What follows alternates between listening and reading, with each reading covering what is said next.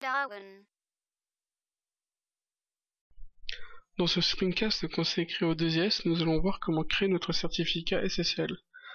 Le chiffrement SSL protège les informations confidentielles ou personnelles qui transitent entre un client et un serveur. Lorsque le chiffrement SSL est activé, les clients distants accèdent à votre site à l'aide d'URL qui commence par HTTPS. Donc pour commencer, une fois que vous avez lancé votre gestionnaire des services Internet, vous allez sur votre serveur. Une fois arrivé ici, vous allez dans Certificat des serveurs. C'est ici que vous allez faire votre demande de certificat SSL. Dans la zone centrale, vous avez certificat d'afficher. Donc ici, nous voyons que nous n'en avons qu'un seul. Donc ici, c'est un certificat auto-signé. Donc dans le volet à droite, nous voyons que nous avons importé pour importer un certificat. Nous avons ici créé une demande de certificat. Ici, nous avons terminé la demande de certificat lorsque les personnes concernées vous renvoient donc votre demande de certificat validée.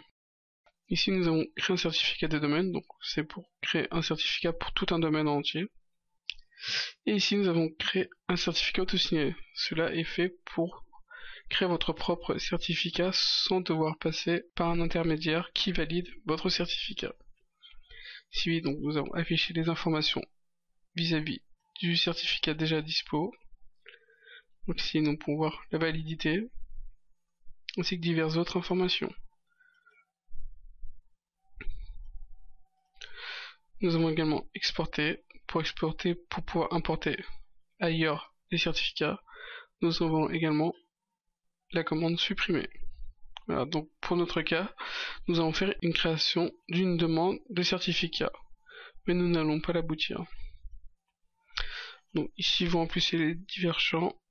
Donc ici je remplis juste n'importe quoi, c'est très rapidement pour vous montrer comment cela se passe. Faites suivant, donc ici vous choisissez le fournisseur de services de chiffrement.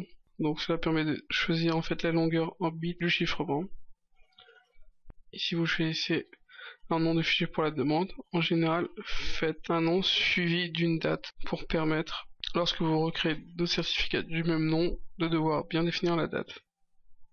02-2012. Voilà. Donc ici, février 2012. Donc ça choisit l'emplacement ainsi que le nom du fichier, puis vous faites terminer. Une fois ceci fait, nous avons ici donc notre demande de certificat. Quand vous le voyez, vous voyez que tout est bien chiffré. Ce fichier sera le fichier que vous devrez soumettre donc aux personnes auxquelles vous voulez obtenir un certificat. Une fois que ceci est fait, vous faites terminer la demande de certificat, puis vous allez choisir la validation du certificat que vous aurez reçu. Dans notre cas, nous allons créer un certificat auto-signé. Donc il suffit juste d'utiliser un nom. On fait OK, puis voilà. Donc notre certificat qui a été créé ici. Donc on peut voir toujours les informations. Donc ici vous voyez, notre certificat est valable maintenant. Ce certificat permet de garantir l'identité d'un ordinateur distant, ainsi que toutes les stratégies d'émission. Une fois ceci fait, vous êtes dans votre site. Donc ici, on a Dawan qui est arrêté, donc c'est ici qu'on va modifier les liaisons. Ici, nous avons une liaison HTTP. Nous allons donc en ajouter une en HTTPS.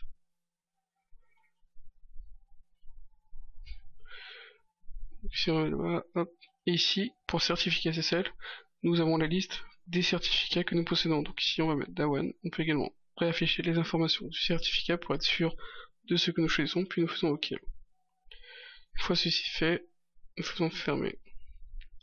Ensuite nous pouvons aller dans paramètres SSL et ici nous pouvons dans cette page exiger que le SSL soit utilisé.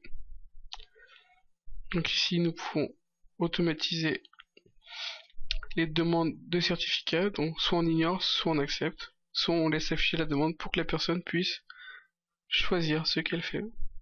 Ensuite, nous appliquons notre choix.